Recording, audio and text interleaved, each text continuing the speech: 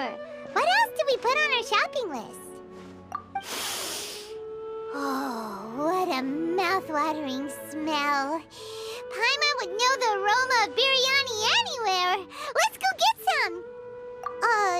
We can still add it to the list. Well, if it isn't the Traveler and Paimon. Wasn't expecting to see you here. Hello there. Oh, it's been quite a while. Huh. So you two are still hanging out together. Dehya, didn't you say last time that you were gonna head back to the desert? I said I was going to resign from being her bodyguard, not that our friendship was over. We're still the best of friends. The Holmayanis also still post jobs from time to time. Their pay is always generous, so me and the other mercs never pass them up.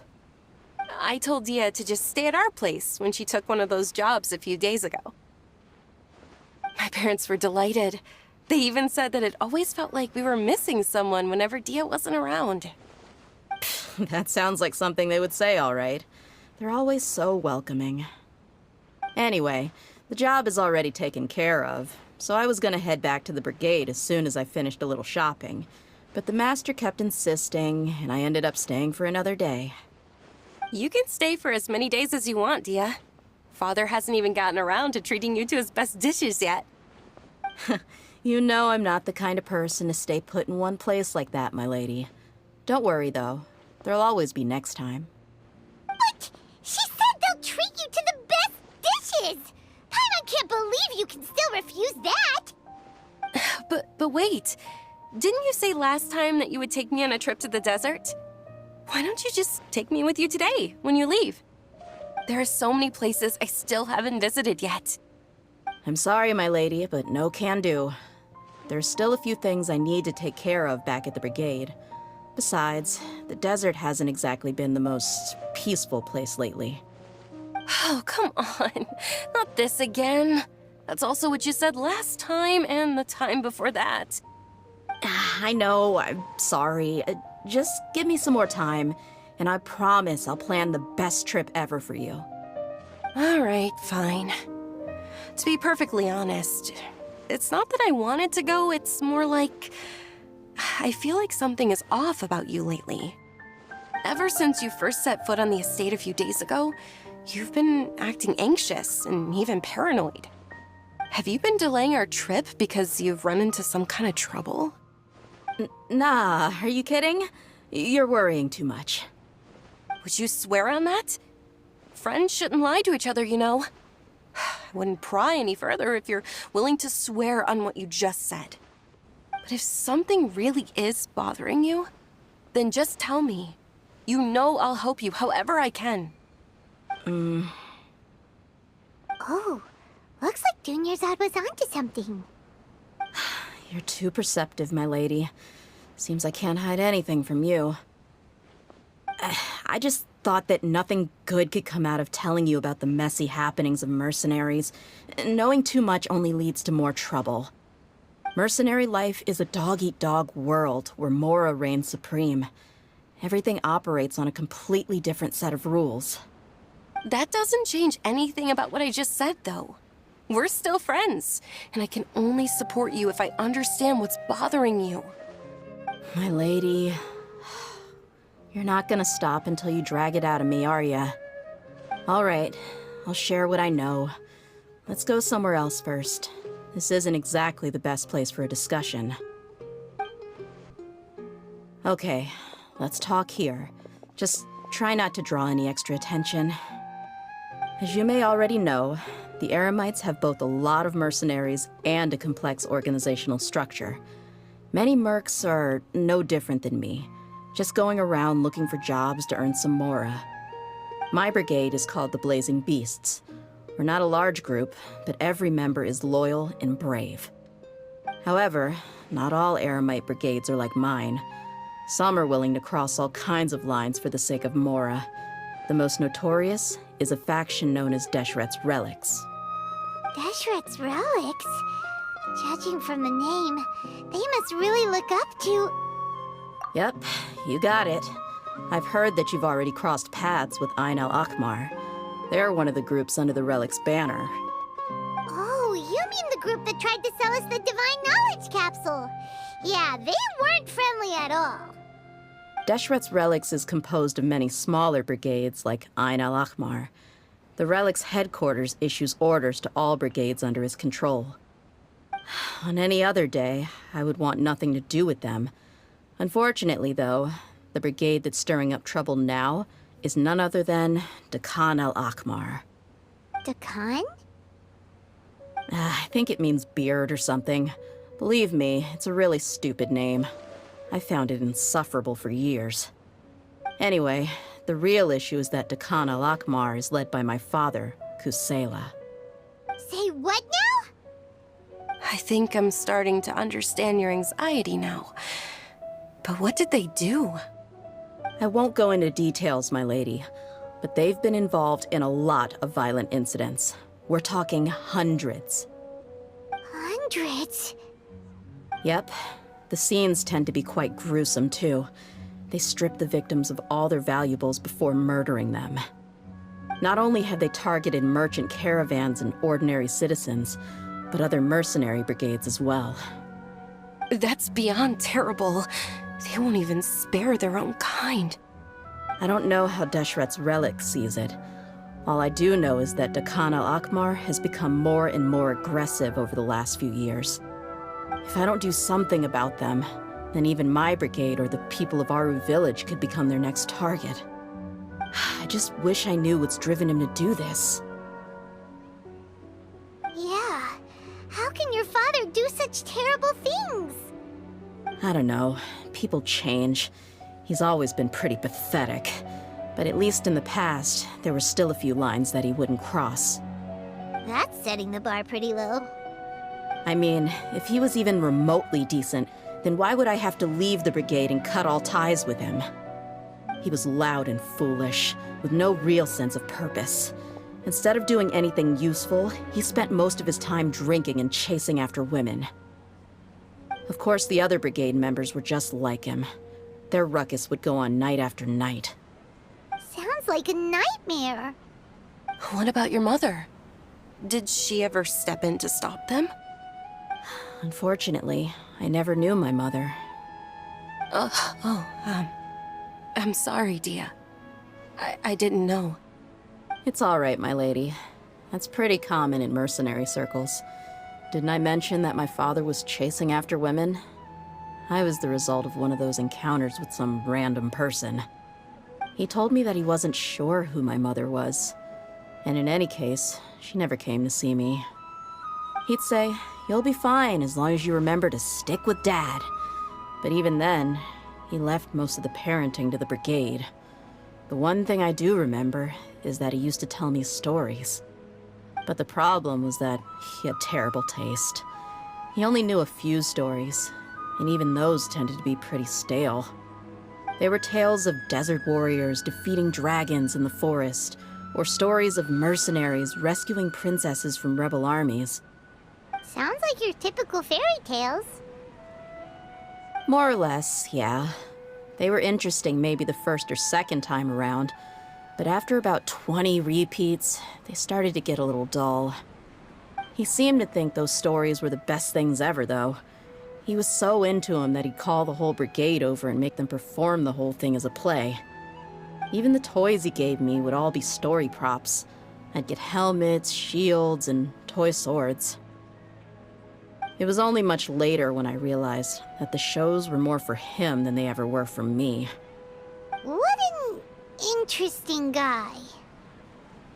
Yeah, I've always found him pretty childish. But that was something I could just shrug off. I had no reason to despise him. Until I grew up and learned the true face of Deshret's relics for myself. Looting, blackmail, violence, and fraud.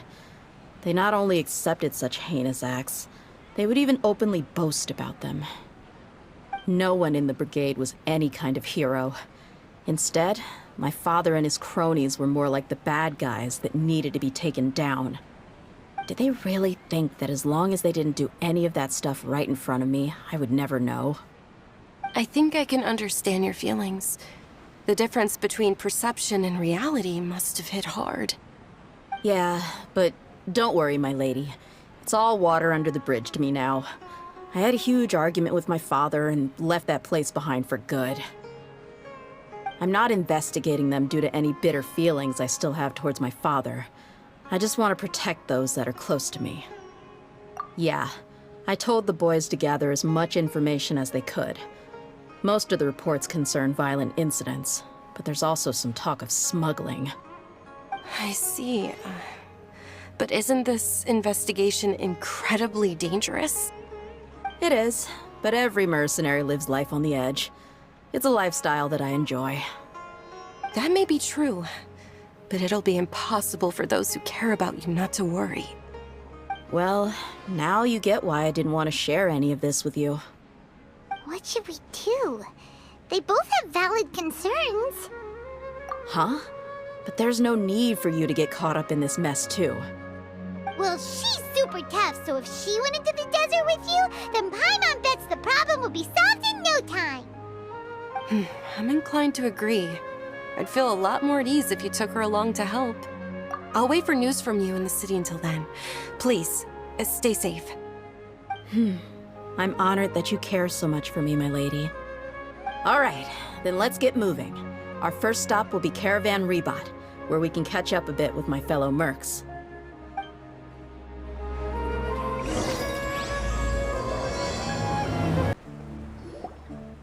Hey, Dehya, you're back.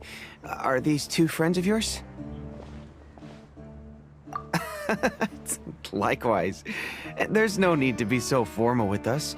We're a pretty casual crew. Anyway, since we've got a newcomer, let me fill you in on what the Khan al-Ahmar's been up to lately. They've become extremely aggressive. Apparently, even their own now have become acceptable targets.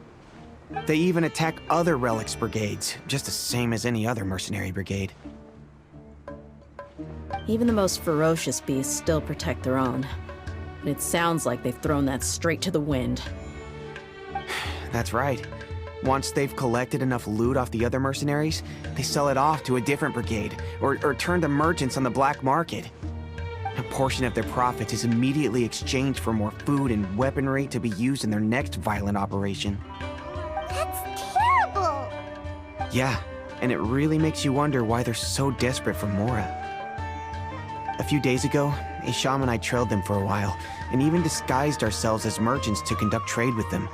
We were able to learn a few things from the exchange. Rather than saying they're out to plunder and hoard Mora, it'd probably be more accurate to say that they're experiencing an internal power struggle. Wait, a power struggle? You heard me right. The vast majority of their victims are mercenaries from the other brigades of Deshret's relics. If their only goal is Mora, they could have gone after anybody. The targeted nature of their attacks points to a power struggle between the different brigades within the relics. That's the only plausible explanation we have. Unfortunately, we weren't able to find out anything more specific. It seems they're also trying to keep things under wraps. Oh, one last thing we discovered was that over the past few years, as the Khan al-Ahmar became more and more active, Deshret's relics as a whole became a lot weaker. It sounds mighty strange to me, too. Harun, you can leave the rest of the investigation to us. Gotta say, though, I didn't expect you to go on a whole undercover mission during the few days I was gone. Sounds like you were really putting your necks on the line, no? Nah, it was nothing. We're just as concerned about the situation as you are. The Khan al-Ahmar is your father's crew, after all. What he said. Besides, Dehya, haven't you done more dangerous things than all of us combined? What we did is nothing compared to your experiences. Yeah. And while they went to talk with Khan al-Ahmar, I took a look at the last camp they attacked. Any survivors of the attack were already long gone. There was nothing of value left in the camp. Ah, Hisham and Khalaf. You're here too. We rushed over as soon as we saw you come into Caravan Rebot. Although this new friend of yours looks a little green behind the ears, I'm sensing a special vibe from her. Now that we know you'll have a capable partner with you, we can also rest easy. Hey, what about Paimon? Feel anything special? Oh, you're also planning to tag along with them? Of course! Paimon is the traveler's most important guide. Wherever she goes, Paimon will follow. Oh, in that case, then you better take care of her too, Dehya. Don't underestimate Paimon! Don't worry about her. She may look tiny and helpless, but she's been through just as many battles as the Traveler here. Even if she had only survived on sheer luck, then that alone would still make her quite formidable. I had no idea. I guess I shouldn't judge by appearances. Oh, one other thing, Dehya. When you're free, why don't you update the deputy about your upcoming schedule? We held another recruitment event a few days ago, but everyone only came to see the Flame Main. You weren't around at the time, so people were pretty disappointed to only find our crew of rough, unkempt guys. The deputy put a lot of effort into the event, but it was basically for nothing. Only a few people chose to stay, and that really got to him. Sorry to hear that. I'll be sure to bring him some great liquor next time. I left in a hurry and I couldn't make it back in time for the event.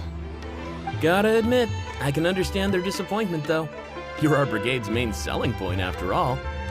Now, if only the deputy could figure out a way to bring a few more smoking hot members into our ranks. Keep dreaming. Remember the last time I invited a couple gals into the brigade? You all just froze up with your mouths gaping like a bunch of scarecrows. The awkward silence and weird expressions left quite the impression on them. They were originally interested in joining us, but after that, they both told me they were too uncomfortable to stick around. Hey, didn't we agree to never bring that up again? Huh? Wait, are you serious? Why have I never heard about this? I don't think you were part of the brigade yet. Are you kidding me? I missed a once-in-a-lifetime moment like that and you weren't even gonna tell me? All right. We can tell you about it later. Now's not the time. Hey, don't you try to change the subject. You and Hisham get your butts over here and tell me everything right now. Are they always like this? More or less. There aren't many rules or graces when it comes to mercenaries. We're used to just speaking our minds. If someone starts getting under your skin, you just yell right back at them. And if that doesn't put an end to it, then you just challenge them to a fight. But we also don't tend to take many things too seriously. Being direct and getting it all out of your system as soon as things come up is better than keeping everything bottled up, never talking about it. That's also why I never spare their feelings when I talk to them. If I want to laugh, I'll laugh. If I'm angry, then I'll unload on them. It's hard to stop once you get used to it. Though, I can never do that when I'm with the Homiyanis. Hey, knuckleheads! Can you at least tell me the rest of the intel before you go back to your bickering? Yeah, you hear her, Holloff? Told you we gotta focus on the investigation first. I drew up a map. Right here is the spot. There you'll find the merchant caravan responsible for getting rid of Dehya al-Ahmar's looted goods. All you gotta do is wait and ambush them in the evening. They'll have no idea what hit them. Perfect. Thanks for that. Be sure to pass my regards to everyone else in the brigade as well. Will do. You stay safe, Dehya. This should be the place. Let's find a spot to hide and bide our time.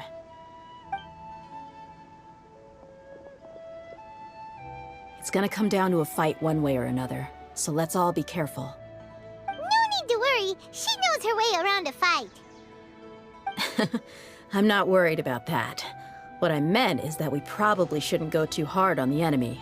After all, we still need to get information out of them.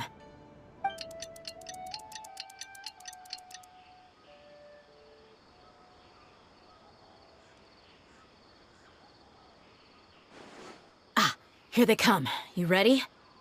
Let's not give them a chance to react and end this quickly.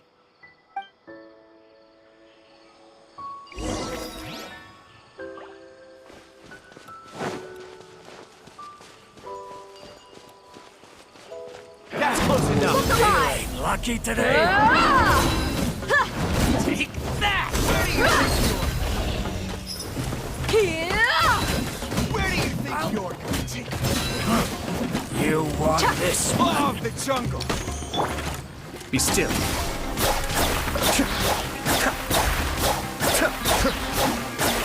I'll be back. I'll be back.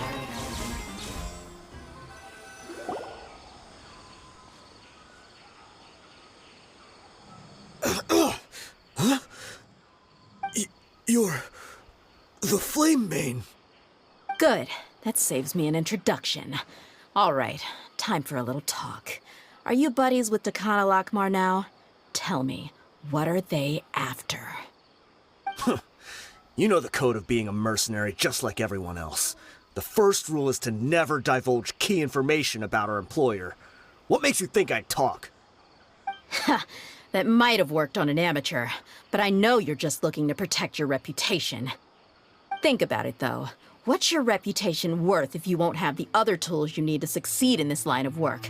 Tools like, I don't know, your limbs or eyes? You've got 5 seconds.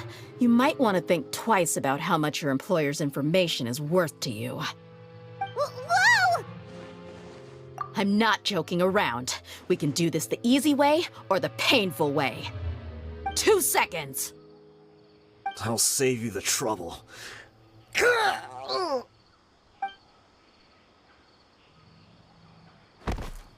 Huh? Are you crazy? He tried to bite off his own tongue. Quick, search the area for any first aid supplies.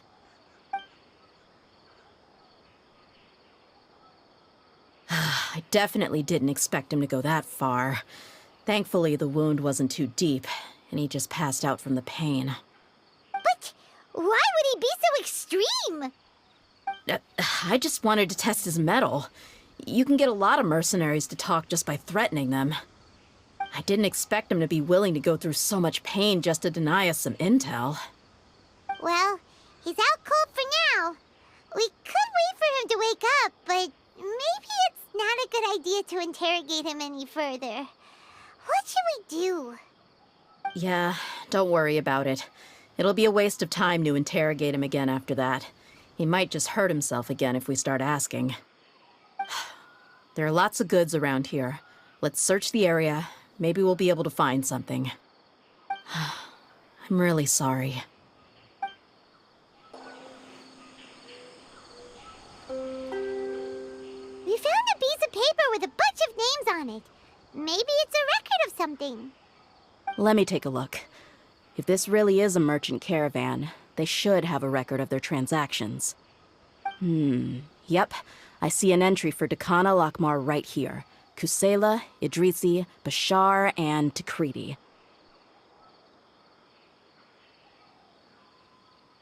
All familiar names.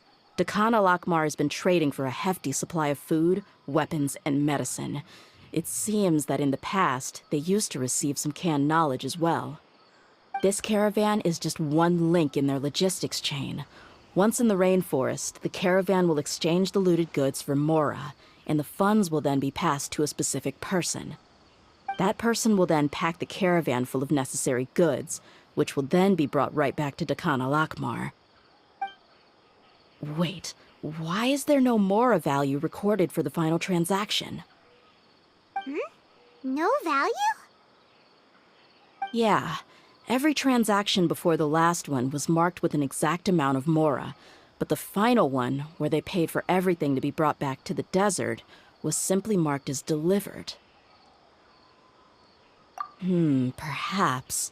But they couldn't have known how much they would make off selling the loot. Do they not care about profit margins at all? Anyway, the next part's the records of the goods themselves. There are a lot of entries. Everything was probably sourced from the rainforest. Huh? What's wrong? Shahzaman Homayani? Homayani? You mean Dunyarzad's family? Could it just be another family with the same last name? I'd be surprised to find someone with the exact same first and last name. Shahzaman Homayani is Dunyarzad's father, and the head of the Homayani family. Just what the heck is going on here? I'm sorry, you're right. I'll consider what we found and not jump to conclusions just yet. But what this piece of paper confirms is that the Homayani family has been providing goods to Dakana Lakmar. What if the Homayanis have been kept in the dark and don't know they've been trading with Dakan al-Ahmar. That's a possibility, but if that was the case, why is this caravan specifically named Shahzaman as their person of contact? They could have just as easily bought goods such as food and medicine directly from Caravan Ribat or Port Ormos. Yeah, funding violence and looting.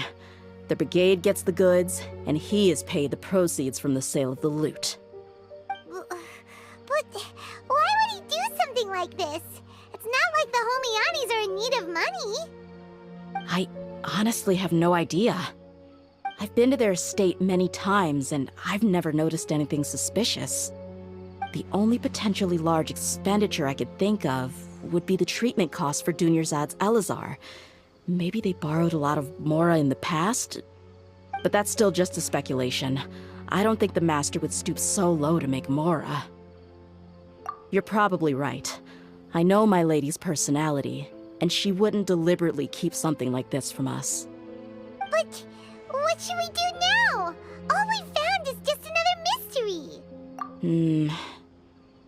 If you ask me, we already have no choice but to confront her about this. I'm not worried. It's too early to make a verdict yet. I still have faith in the Homianis. Let's go find my lady again. We'll tell her everything and see if she's willing to lend us her support.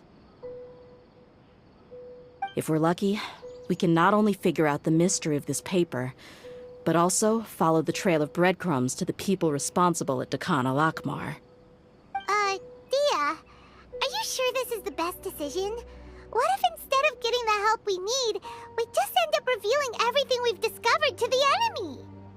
I've considered that possibility, but even still, I want to tell her what we found.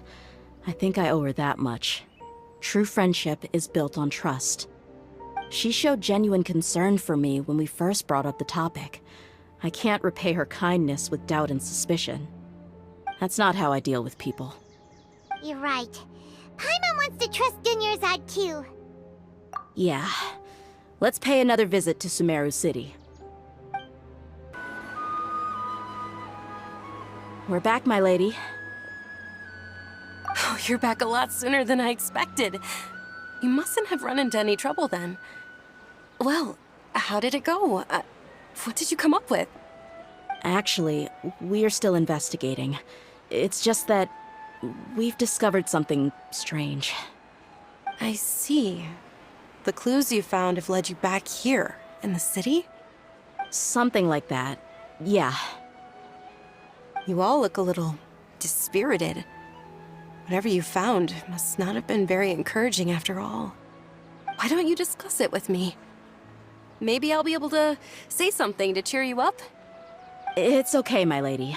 It's not so much about me being upset with my father or anything like that. How should I put this? So something is wrong. Even the Traveler and Paimon have been uncharacteristically quiet. On any other day, Paimon would have already waved to me with a smile and shouted, "Dunyarzad, we're back!" So tell me, what happened? Well? My lady, please prepare yourself for what we're going to tell you next. It concerns the Master. The Master? You mean my father? Okay, I understand. Don't worry about me. I'll listen as attentively as I can. My father has been supplying goods to Dakan al-Ahmar? Yeah, it makes as little sense to us as it does to you. I've never doubted the Master's integrity, so I'm having a real hard time rationalizing how he could ever support an infamous brigade like them. Maybe he's not actually aware of the full story and just stumbled into the deal by accident. I can't help but agree with the Traveler. Huh? You mean you feel the same way, Dunyarzad? Thank you for sharing all this information with me. Since you've told me everything you know, I should also tell you about some doubts that I've been harboring for quite a while. In the past, I thought that my father hired a bodyguard for me so that I wouldn't run away and get lost. However, There are plenty of capable mercenaries in the Corps of 30. Why did my father go out of his way to hire Dehya? About that. Well, the Homayanis really needed bodyguards, so they reached out to the Blazing Beasts. Later, the Master told me that I was one of the best mercenaries he'd ever seen, and that I should stick around to become one of his bodyguards. He offered me a pile of mora, so I just signed on. Well, but that didn't really answer my question. Just think about it. Why did my father specifically reach out to the Blazing Beasts? Maybe the Corps of 30 just didn't have anyone available, or maybe someone recommended us. I've never given it too much thought. I think I get what you're saying. You'd think none of this was a coincidence. Precisely. At first glance, nothing seemed strange or out of place. But there are many parts of the story that don't actually make any sense. If my father had always been in contact with Dehya al-Akmar, then it would make sense for him to bring Dehya into our house. You mean the goal all along was to get Dehya to be your bodyguard? No, that's too much of a stretch. I cut all ties with my father a long time ago. He has no control over my life anymore. But that still doesn't rule out the possibility that your father has still been trying to influence your life without you knowing. So, the Master was not likely an innocent victim in all of this? Sorry we put all this on you so suddenly, Dunyarzad. It's okay, Paimon. I should actually be thanking you. Regardless of his reasons, if my father has truly been funding a violent group of mercenaries, then it's my duty to bring him back to reason. But is that really the right thing to do? My father has committed many atrocities and deserves all the punishment that he has coming to him. I have zero sympathy for him. You may call me an ungrateful child, but my feelings will remain the same. However, the Homayani family has treated me with nothing but generosity and kindness. If we decide to investigate this further, we could end up implicating the entire Homayani family. I would be biting the hand that's fed me over all these years. Dehya. It's all right, Dehya. If anyone were to ask, you could always just say that I'm the one who instructed you to get to the bottom of this. You don't have to do that, my lady. I'm not conflicted because I'm afraid of taking responsibility. Besides, you're the one we should all be worried about right now.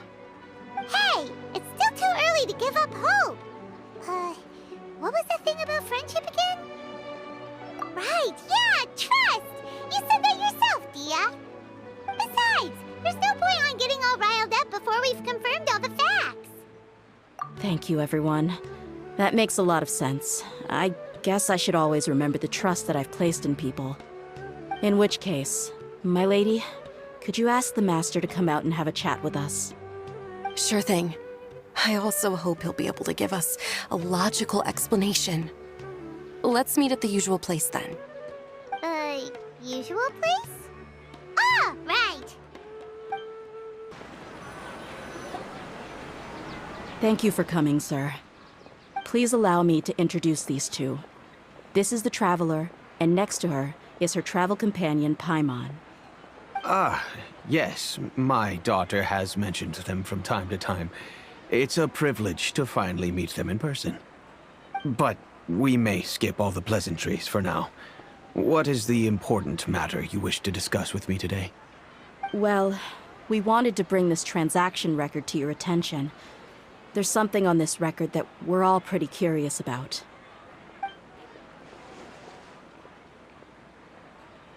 So, that's what you found? Huh.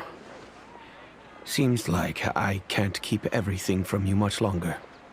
If you wouldn't mind, we'd like an explanation. Well, it's a long and difficult story. And to be perfectly honest, I'm not sure if I'm doing the right thing. What I do know, though, Dehya, is that the truth will bring you no solace. If anything, it will likely cause you a great amount of anguish. Wait, me? Yes. I understand perfectly why you came to see me.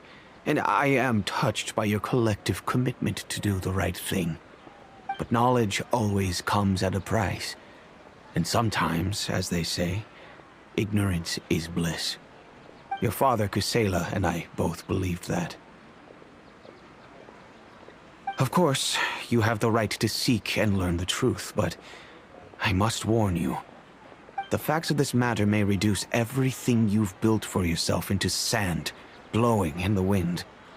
If you must proceed, then Kusela's heartfelt efforts will also fade into the wind like a fleeting mirage. His heartfelt efforts? I'm sorry, sir, but I'm not sure I follow. I've made it this far in life without a single drop of my father's support. I have my own ideals and ways of looking at the world, as well as people and causes that I've chosen to cherish and fight for. None of these things have anything to do with him. I came here today to support you as the head of the Homayani family. No warning will change my stance on that. I understand. Then let me tell you a little story. Our family once needed to take a trip to the desert when Dunyarzad was just a baby. Along the way, we were attacked by bandits. They had superior numbers and quickly overpowered our bodyguards. When all seemed lost, a group of passerby Eremites lent us their support. Those Eremites were Kusela's brigade, Dehya al-Ahmar. Kusela's men told me that the attackers were Eremite mercenaries, just like themselves. I was shocked. Why would Dehya al-Ahmar go so far to save us and not spare the fellow Eremites? Kusela was grinning and walked over to play with baby Dunyarzad. She was startled by his unfamiliar face and nearly started crying. Really? I never knew. He said that he had no particular reason to help us. He just took pity on us because he had a daughter about the same age. We started talking about our children, and I sensed that he was a devoted father. To repay his kindness, I hired his brigade to help out at our estate for a time, and offered everyone generous remuneration. So, that's what happened. It was many years before I saw him again. I almost didn't recognize him the next time he came knocking on my door. The man I knew to be strong and healthy had been reduced to a shell of himself. He couldn't even walk anymore without his cane. So, what happened to him? He was perfectly fine when I left the brigade. I'm not too sure myself. The only thing that didn't change was his cheery disposition. He said there was absolutely nothing to worry about and that he had gotten into a fight. That was all. He then suddenly asked me if Dunyarzad, now that she had grown, would need a bodyguard of her own. At the time, Dunyarzad was going through a particularly severe bout of her Elazar. There was no need for her to have a bodyguard when she could barely leave the house. But he kept coming back to the topic. Come on, it never hurts to be safe. How do you know a bodyguard won't come in handy one day? I was completely lost at first, until he recommended the Blazing Beasts, and in particular, a mercenary named Dehya. So he was the one who recommended Dehya to you. Indeed. He didn't say it out loud, but it was clear that he saw Deshret's relics as an evil group who would eventually corrupt every member in their ranks. He was already beyond redemption, but he hoped that he would be able to detach his daughter from the vicious world of mercenary life. If Dehya could stay in my house and keep working as a bodyguard, then gradually her affinity for the desert would decrease, and she'd be able to leave her previous life behind. And that's why you offered her such generous compensation? Yes, but not just because of that. From the moment that he asked me for that favor, I also began to see Dehya as my own daughter. And that's also why I tried to persuade you to stay when you asked for permission to leave. I was willing to spend however much it took. Kusela saved my daughter and I all those years ago in the desert. I could never refuse him entrusting his daughter to me. He was always like that. acting like he's oh so smart and self-righteous. Kusela said that he'd reimburse me for a portion of Dehya's fees. I refused to take any mora from him, but he'd always sent me funds anyway. Eventually, I just accepted them as a token of his gratitude. And that went on for a while until I received another letter from him a few years ago. The letter contained a request to help him buy food, weapons, medicine, and even explosive materials. Wait! Isn't that around the time that Dakan al-Ahmar started becoming more aggressive? That's right. When I started to hear some nasty rumors, I became wary.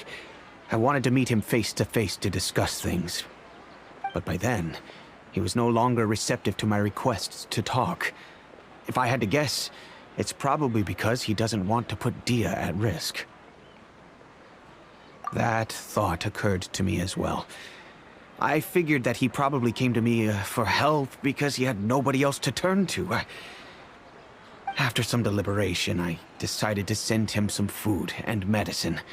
I turned down all his requests for explosives and weaponry. I am aware that even such a reduced gesture of support could lead to others coming to harm, but I could not simply reject his plea for help. In the end, it probably was the wrong decision. I plugged my ears to the rumors and just chose a solution that made me feel least guilty about myself. If you can, please tell me where he is now. None of the things he's doing right now make any sense if he's just trying to keep me from getting tangled up in his world. If all he wants to do is steer clear of me, then maybe he shouldn't have brought me into this world in the first place. Oh no, Dehya, please don't feel that way. I'm just angry because I can't wrap my head around any of his actions. Another way? I don't know. I knew him, and he was nothing more than a childish brute. I can't understand what's going through his head. But I guess you do have a point. We haven't uncovered the whole truth yet. We still need to figure out his exact actions and reasoning for these last few years. I'll do my best to help. Of course, anything between the two of you would need to be resolved between you and him alone. I don't know Kusela's exact whereabouts. Outside of supplying his brigade with some goods, I tried my best to avoid getting involved any further with him. However, there's a man on the list named Jawed. He used to be a mercenary in the desert and is now a member of the Corps of 30. He's responsible for supplying weapons and liaising with the Dakan al-Ahmar's merchant caravan. I think he should know Kusela's whereabouts. I've heard that he likes to have a few drinks alone and enjoy the cool wind at night outside the tavern. Maybe you'll be able to find him there. Understood. Thank you, sir. Then I guess this is bye for now, unless... I'll stay and be with my father here. To be honest, I'm still a little dazed and haven't finished processing everything quite yet. My father has indeed done something wrong, but if I think about it, I'm also not sure if there was a right way to handle this problem. I feel like our only course of action is to turn everything we know over to the Corps of 30 and let them render judgment. Yes. I am prepared to accept whatever verdict they choose. It's time to face my mistakes.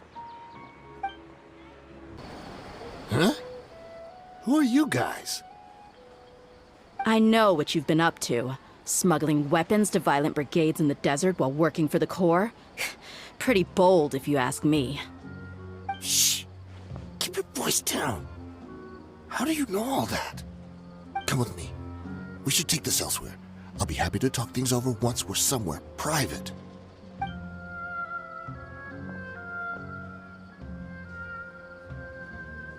This place should do. All right. Back to my question. How did you all know about me? Don't worry about that for now.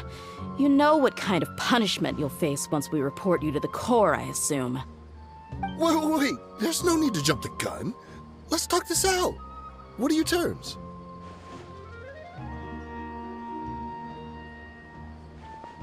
So what's in it for you anyway, Mora? Well, I was a little tight on money at the time, and Kusela took good care of me in the past. I waited in my mind, and I couldn't find a reason to turn the opportunity down. I wouldn't only be helping my benefactor, but I could also make some quick mora. Let me tell you how it is. We're investigating Dakan al-Akmar, and we're gonna put an end to their operations. If you provide some help for us, then we might just put in a good word later to reduce the terms of your punishment. Hey, why don't we discuss this a little first? Listen, I made quite a bit of mora from my last run. You just give me a number, and I'm sure we can... Shut it. My patience is running out. You should know when a mercenary is after something other than money. All right, sheesh. But you gotta promise you'll put in some nice words for me later. They're always on the move. Here's the spot they were at the last time I made my delivery to the desert. Feel free to go have a look. I'm just telling you though, it's not on me if they're not there anymore. Sure. And then you can forget about any nice words from us. Hey, come on. Now you're just being unreasonable. Really? And how do I know you're not leading us straight into a trap? Don't forget, you're the one with no bargaining chips. All right, I get it. Why don't you go take a look, and if they're not there anymore, I'll try to figure out something else for y'all. Now that's more like it. Let's move. And as for you, try to stick around the city until we get back. You don't want us to call the folks from the Corps and have them drag you back to the city. Seems like we're in luck. That should be their camp right up ahead. Let's go. We'll finally get to the bottom of this ourselves. I'm here to see Kusela. Tell him to get out here. Dehya, why are you here?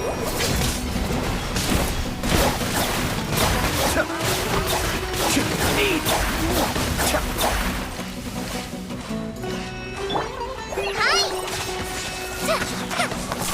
The jungle!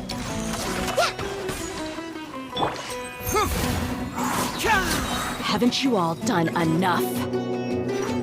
Oh, so are you also here to stop us? Stay out of this. It's got nothing to do with you.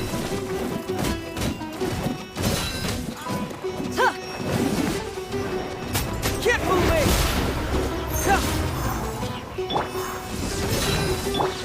Cascade!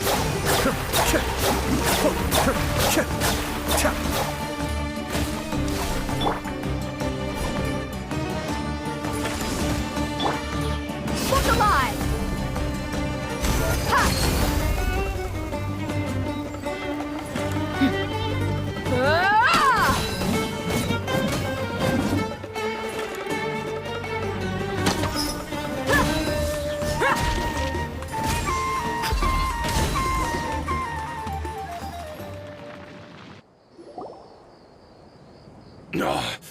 She's so strong. Enough fighting. We all know each other, and I don't want to take things too far. Just bring Kusela to me. There's no use hiding him anymore. Did you understand a single word I just said? Or do I need to bash your skull in some more? All right, everyone, let's all just calm down for a second. Dehya, the boss can't come out and see you anymore. He died a long time ago. What? Seems like you've been out of the loop for a while. Guess that's for the best, though. At least, that's what the old man wanted. When did he die? What happened to him? A few years ago, Kusela broke up Dakan al-Akmar and went to the Deshret's Relics headquarters by himself. So is that when you guys started acting up? We would prefer to call it taking revenge. Every last person in Deshret's Relics must pay in blood for what they did. Let me start from the beginning. Dehya, do you know how the head of the Relics maintained order internally? Overwhelming strength and unquestionable authority? Those were a part of it, yes. But just those on their own weren't enough. They had another tool at their disposal. They called it a person's record. Regardless of whether they joined by their own will or were coerced, Every person in Deshret's relics were forced to leave a record of themselves at headquarters. Whether it be their deepest sin, some unforgivable act, or their most immoral exploit, the records served both as a symbol of loyalty and the perfect material for blackmail. That's precisely it. Every one of us have a record. Me, Bashar, Tikriti, and all the boys who grew up with Dehya and ended up joining our ranks. But you, Dehya, you were never asked to provide a record, were you? I never even knew this was a requirement. You were probably the only person in all of Deshret's relics who didn't know about it. Ever since you were born, Boss had been trying to shield you from this organization's sinister rules. Not only that, but he also banned all of us from committing any nefarious acts. He said he'd take care of the dues we had to pay regularly to headquarters. But in the end, he was just an ordinary person. What could he do? He was forced to go to headquarters again and again to account for missed dues and incomplete records. He'd come up with all kinds of excuses and get beaten up as a result. We all knew he was doing that for you. He wanted to get you out of this world, no matter what it took. And that's why he became a shell of himself and couldn't walk without a cane. Wait, but that doesn't make any sense. I didn't know about any of this, and I'd never seen him get injured or beaten. Because you were too young at the time. How would you ever tell between wounds from a beating and wounds from battle? When you left home after that final argument with him, he seemed to age by a decade overnight. Even his hair went gray. So, even the blazing beasts were... Yep. It was all his doing. Had he not arranged them to come to you, you probably would have been reduced to a pulp before you ever left the desert. A few years ago, Boss said he needed to make another trip to headquarters. He was already pretty weak then, and we all assumed he was going to get beaten again. I suggested that he hand the role of leadership over to me, but he said there was no longer any need, since the Khan al-Ahmar would soon be no more. His words made no sense to me, but that night, we heard that a massive fire tore through headquarters and razed everyone's records to ash. Everyone gained their freedom that night. Many members fled, not just from our ranks, but from the other brigades as well. But how could we leave with a clear conscience? All of us who knew exactly what had happened. The boss can't have just died for nothing. Those heartless jerks at headquarters took him from us. From that point on, the sole purpose of the Khan al-Ahmar became revenge. The big fire that Boss started was quite a blow to headquarters' strength. It's given us the opportunity to launch our attack. Even though we're outnumbered, we vowed to see our revenge through to the very end. There were people from headquarters who changed their names and went into hiding. Some fled to other brigades, and others escaped to the rainforest. But we won't let any of them escape our wrath. They'll all pay for what they've done. We've suffered plenty of losses as well. To keep going, we need an enormous amount of supplies, from food and medicine to weaponry and explosives. All we can do is exchange our loot from Mora, and then use that to get supplies. We forged Boss's handwriting and sent out many letters to his former friends. Thankfully, many people were willing to come to our aid. We were also able to attract many mercenaries who shared our goal. We've endured unspeakable pain to win many impossible battles. Deshret's relics have become weaker and weaker, and now we finally have an opportunity to directly strike their headquarters. Paimon doesn't know what to say anymore. We do know right from wrong, but we were sinners from the very beginning. We do not deserve the freedom that the boss won for us with his life. Boss always loved his old-fashioned hero stories. Those tales about sacrificing yourself to save the world. We used to always laugh at him for it. But in the end, he really went and lived those stories out himself. As for me, I never considered myself a hero. We're all the lowest of the low. We have no right to even imagine such an existence. But maybe those hero stories he liked foreshadowed everything that was to come. The spirit of the hero touched all those he had saved, and more people joined his cause. Maybe we were all just acting along with the play in the beginning. But as we acted the parts and recited the lines, we were drawn in. And now, we want to see the story through to the end. I'm sorry, Dehya. I know you always found us insufferable ever since you were young. Just think of this as a madman ranting. I'll go with you. Huh? Dehya? You wanna go with them?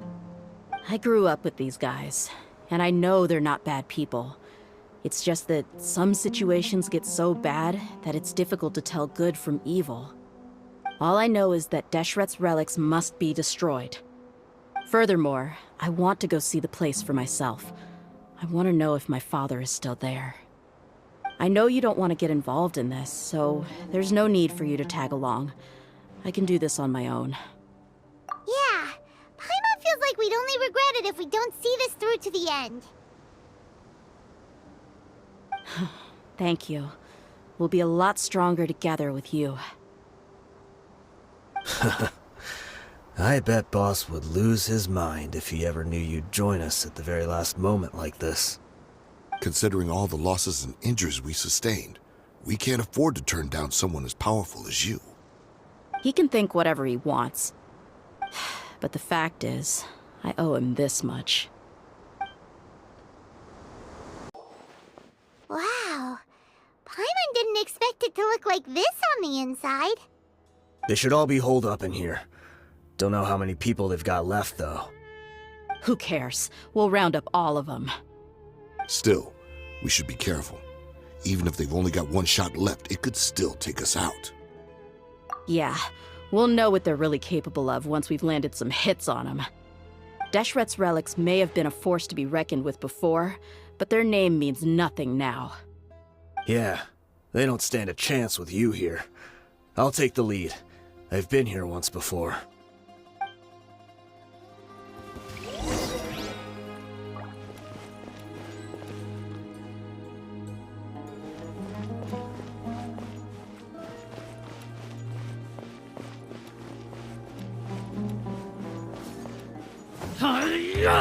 Where do you think you're going? Cyclone!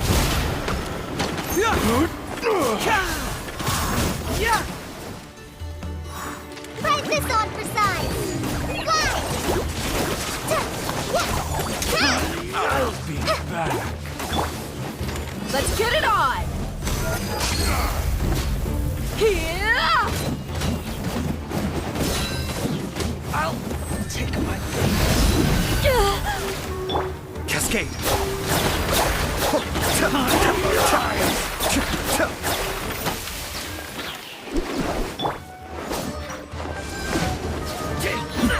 The depths beckon.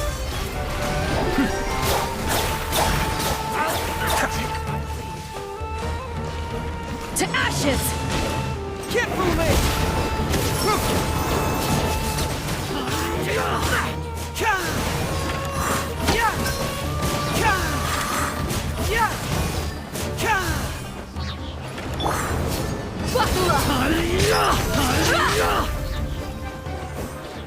Feeling lucky today?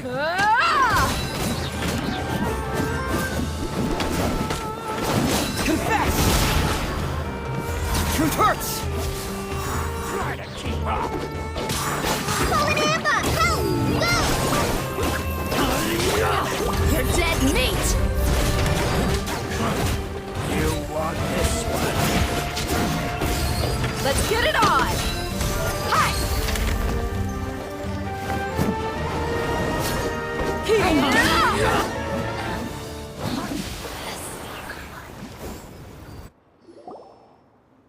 This way, follow me. We're almost there. Wait!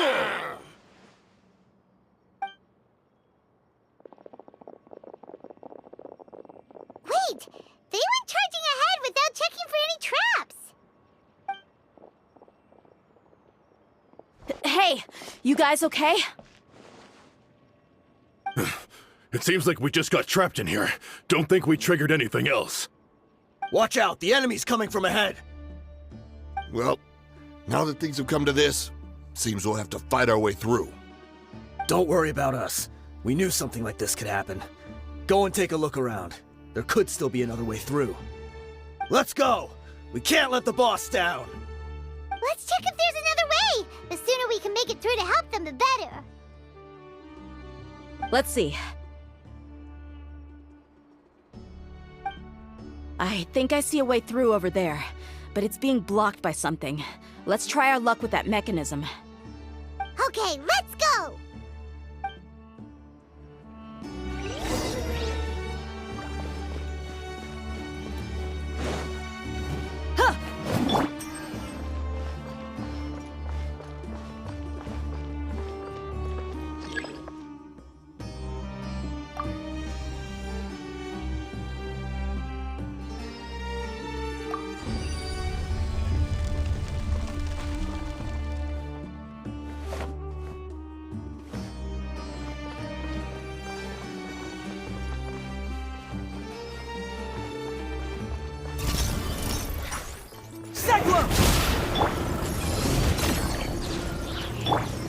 Look alive!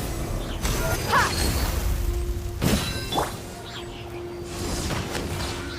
Kamisato up. Suiyu, be still.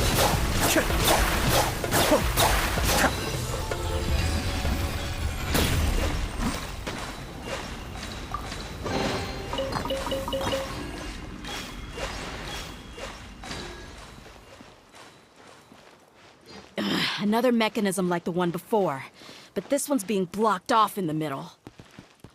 We just need to adjust it a little.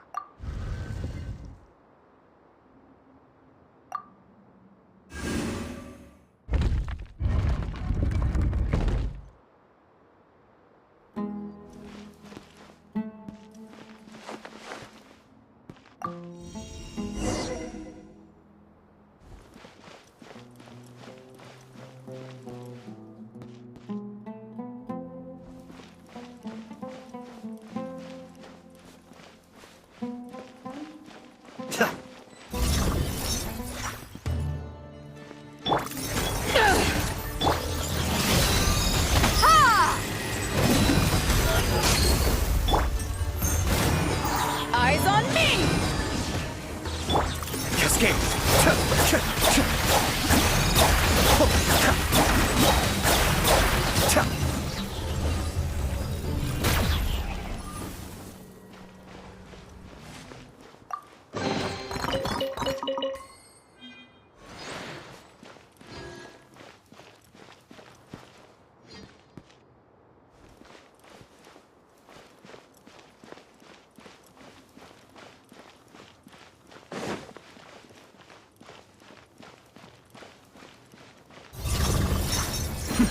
The depth's back! Just like we rehearsed! Keep moving! Let's get it on! You asked for it!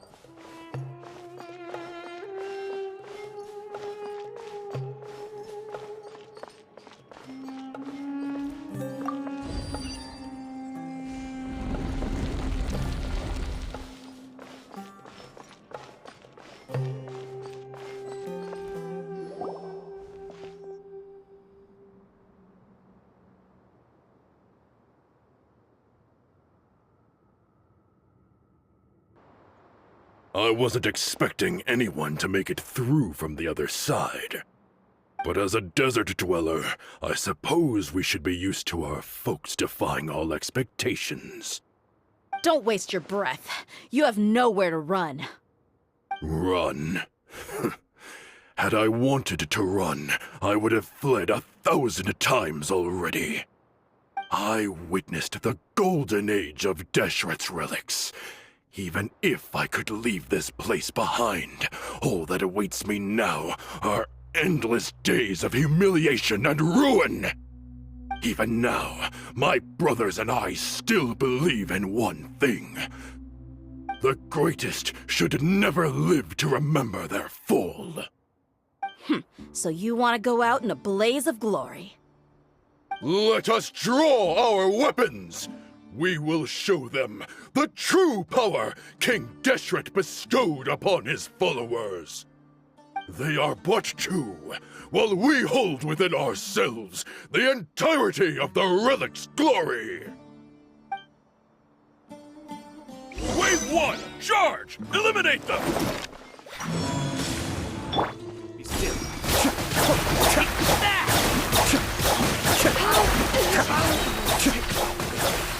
I'll be back. Mind the deluge. Confess! Don't think that you've won. We're just getting started.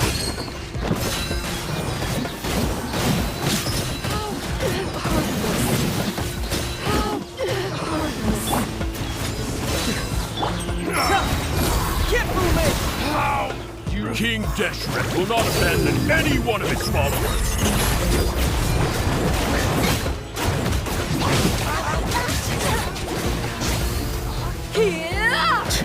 Now you're testing my patience. Will meet again. Power that ended Python! The depths beckon. How? Brothers! This is where we prove our faith. Want to die? None of us plan to leave this place alive!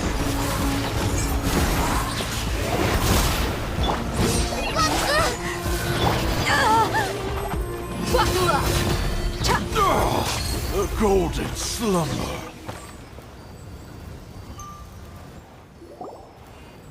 The commander has finally fallen. But they're still coming at us!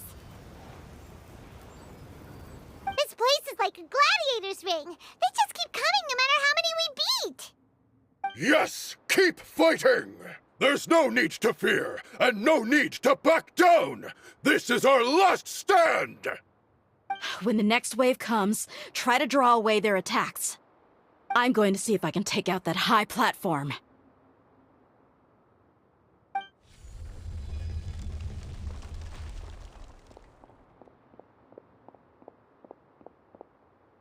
Get out of my way!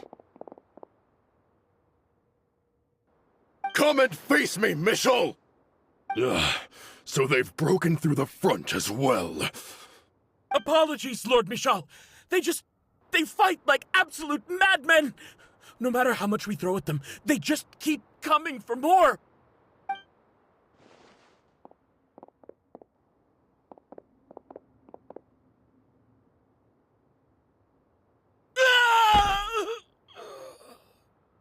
So, it would seem like this is the end. Time to pay for everything you've done, Michel. You think I would give you that opportunity? I will be buried in the sand alongside all the rest of our fading glory.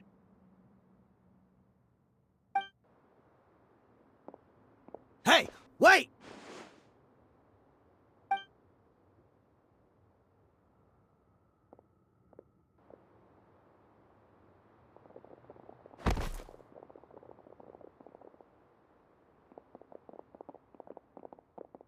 We were too late. It's over. There's no more need to fight. But if you're still going to cling on to your so-called mercenary's pride, then I'll give you all a good beating as well.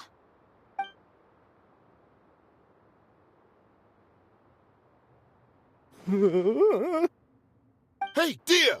I found the mechanism. I'll get you all back up here right away. Let's go.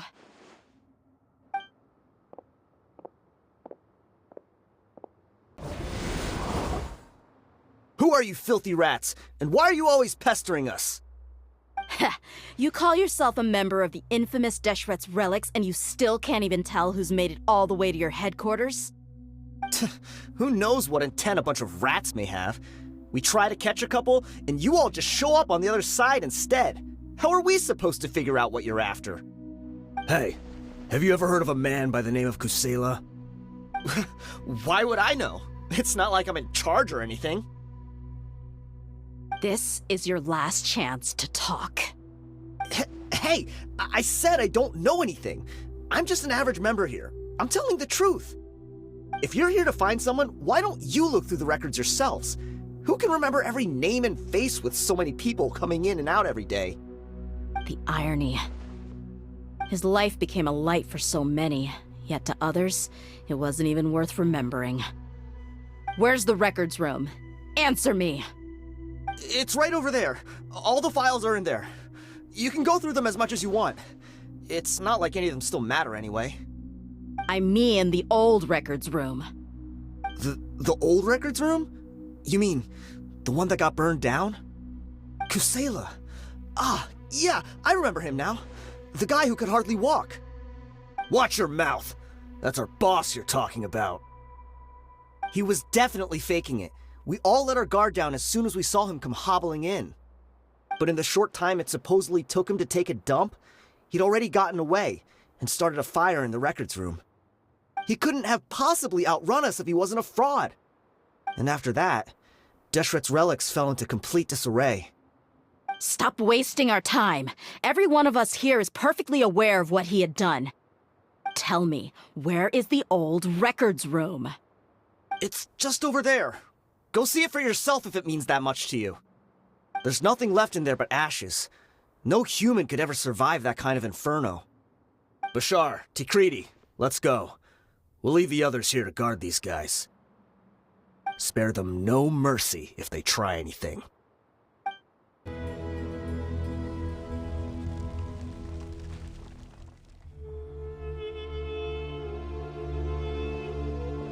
So, this was his final destination. How did he do it? Getting past all the guards with a limp and sneaking in here to start a fire?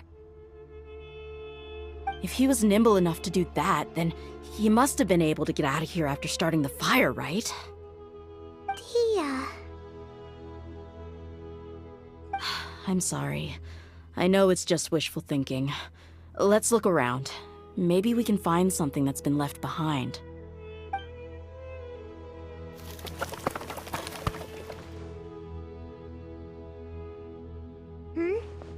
Is this a cane? It must be the one that Dehya's father used. Kusela. Thanks for everything, boss. We're fortunate to somehow find that cane after that fire. Let's split up and look around some more. What if something else has been left behind? But what else could survive a fire like that? Huh?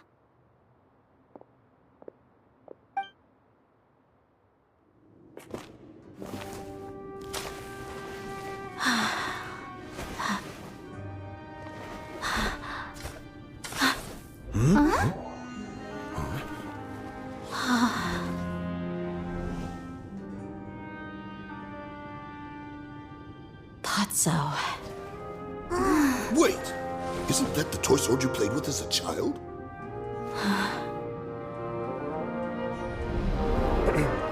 The dragon is no more, for Princess Dehya has slain it.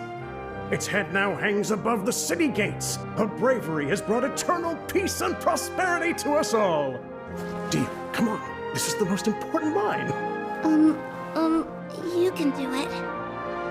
But Dehya, you defeated the dragon. Everyone's waiting for your speech. Still too shy, huh? All right, I'll do it. I hereby proclaim our victory. Evil shall plague us no more!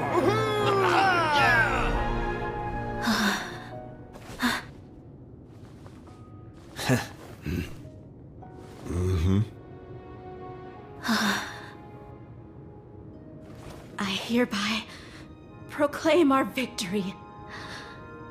Evil shall plague us no more, Dad.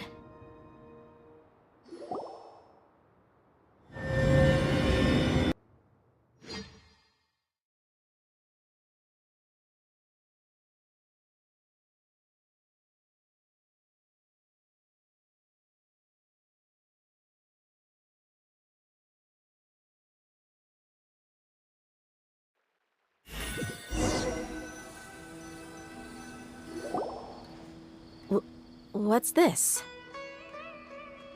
Don't you remember? You asked Paimon what she would do if she were to wake up tomorrow with loads of money. And Paimon said that she would get boatloads of tasty snacks. You looked super confused at the time, but said it was an adorable thing to say. These opportunities don't come by often. So today, Paimon's gonna treat you to a special crash course on Paimon's life philosophy.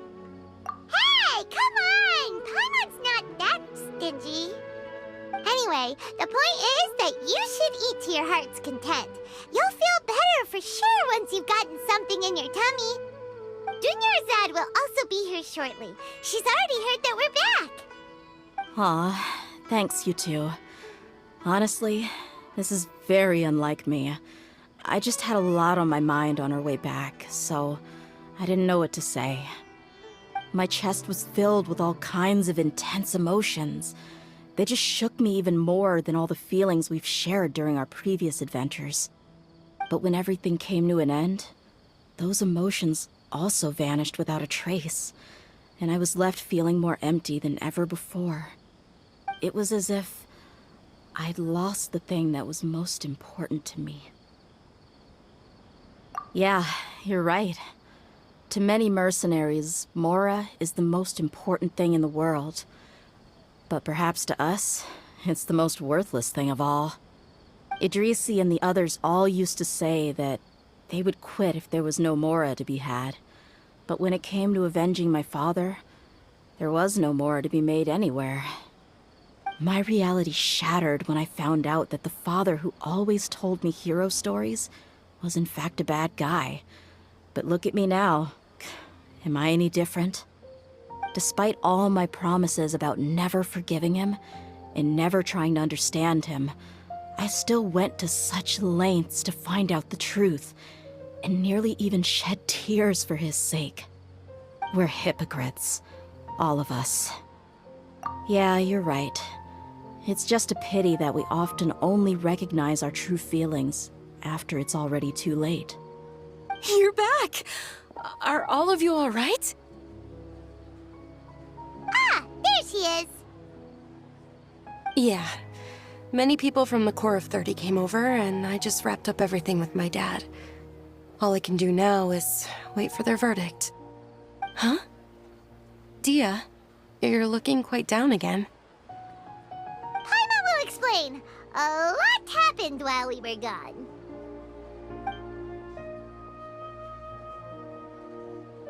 I'm sorry. I really should have controlled my emotions better. I just... It's all right, my lady. You were hurt by all of this as well. Truth be told, I'm starting to feel a little guilty watching you cry like this.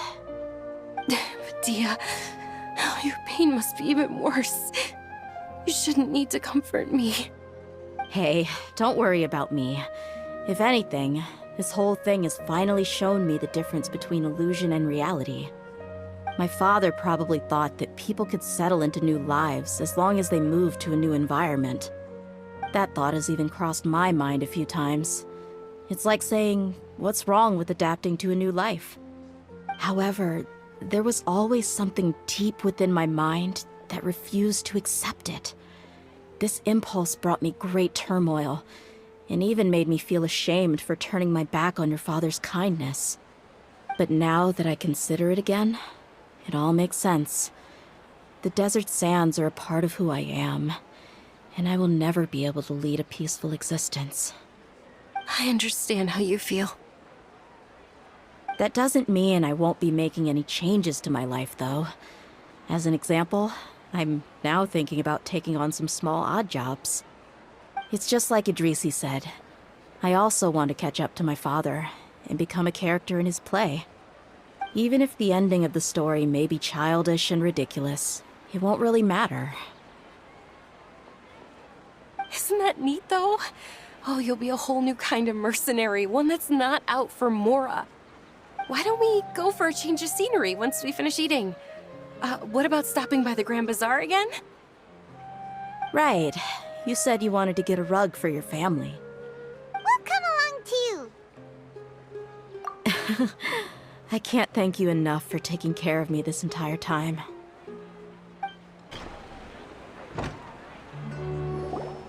Oh, this rug here is quite something. The craftsmanship is exquisite, and the fabric is also of high quality. Ah, here you are. Finally, I found you. Hey! Aren't you that mercenary who bit his tongue? You can still talk? Wait, are you here to take revenge on us? What are you talking about? Do I look like I could take you all in a fight? I just came here to give you something. I'll be on my way to give myself up to the Corps after this. Once I woke up, I hurried to the Khan al-Ahmar's camp, hoping to alert them to your presence. But when I got there, I found no one except the members who were still too injured to move. Ah, so you probably got there after us. Yeah, they told me that they had exacted their revenge, and everyone had turned themselves in to the authorities. Even that last camp was not going to last for much longer. I had joined the cause to repay an old favor from Kusela. Now that everyone's already turned themselves in, I might as well do the same. One of the injured members gave this box to me, and told me that it contained some of the old man's last possessions. Everything left in the camp will get confiscated, so I figured I should get this to you before the Corps could get their hands on it. Thank you. No worries. We are all just living our own truths. There's no need to comment or judge anyone for it. So this box contains everything that Dia's father left behind. Huh. It feels lighter than expected. Well, back in the day, the first thing he did with any Mora was spend it on things like drinks and meat. But let's see what's inside. What's this? It's just a bunch of junk. It kinda stinks. Perhaps it's just been left unopened for too long. A handwritten copy of a storybook. The paper's already yellowed, and it looks like it's about to fall apart. It was against the Academia's rules to possess books for personal use. If he was going to break that rule, he could have at least copied something useful. That probably means this was really important to him. Ah, and here are a few bags of children's snacks. The packaging's completely deteriorated. Did he get those for you? Yeah, but here's the thing, though. Even when I was a child, I was never a fan of these kinds of snacks. He'd always say that he got them for me, but in the end, he always ate more than I ever did. Who even leaves snacks in a box like this anyway? Isn't that just common sense? Forget it. Let me see what else is in here. A razor, some buttons, some round iron tiles, a wooden toy puppet, a wool scarf, which from the looks of it probably belonged to a woman, and a hair clip? Why are these things here? I'm suddenly feeling a little scared. I'm sorry, my lady, but this is just the kind of man he was. He probably saw this box as some kind of personal trash heap and dumped any and everything in there. 2 empty liquor bottles. Tell me, you guys, are these the kinds of things that a normal person would leave behind? Huh? There's something in the bottle! Oh, you're right. All right, I got it out. It seems to be a piece of paper with some writing on it. The bottom part's all damaged from moisture, though. Let's hope the writing didn't smudge. I was suddenly seized with an urge to write a letter after finishing this bottle. I just folded it up and left it in the bottle, though. If I end up forgetting about it, it won't really matter. To Dehya. It's a letter for me? It's all right. I'll just read it out. If he went to the trouble of writing a letter, there must have been some important things that he wanted to say. Or at least record down. My condition's becoming worse and worse. Can't even walk without a cane anymore, much less go out and have fun. Guess I don't have many days left. If you're reading this letter, then I suppose I'm already long gone. You were adorable as a baby. Everyone loved you. And regardless of whether you were crying or laughing, everyone enjoyed having you in the group. But once you grew a bit older, you were no longer nearly as happy or cute. It's probably Idrisi's fault. He was never up to any good. Can you believe this guy? He can point the finger at himself. Anyway, back to the point. To summarize, I'm writing this so you would know not to feel sad for me, even if you end up finding out the truth. The reason being that I was never your father to begin with. Wait, what? Surely, he must be joking, right? I don't know. I was quite formidable when I was young, and 100 times cooler than some so-called flame main. It really felt like the whole world was under my feet. With just a teeny tiny bit of effort, I felt I could rule over the entire desert.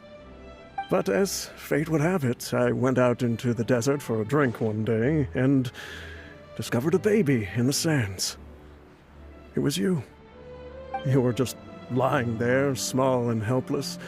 You were so tiny that if the wind blew for just a little while longer, you would have been buried forever. But your cries were so loud they made my head hurt. Now that I think of it, you really were a bundle of energy. Sounds like he's serious. I told Idrisi and the others that I had slipped up with a woman while out and about. None of them even doubted me. I'm sorry that I had to lie to them for so long, but I really had no other choice. I was their most esteemed leader, after all. It's not like I could just tell them that I suddenly wanted to play at being a father. At this rate, I'll puke up all the liquor I just drank from this bottle. Anyway, Dehya, you possess the kind of freedom and kindness that we could only dream of. As far as how you should live your life, that'll be up to you to decide. That's the end of the letter. In the end, he was still thinking of me as a little child. I suppose, or I would have suffocated under the sand a long time ago. He was a good father to you. The fact that he wasn't a blood relative doesn't change that. Yeah. It's just a pity that we had to learn the truth of everything like this. Do you already have some ideas about the decision that he wanted you to make? I do.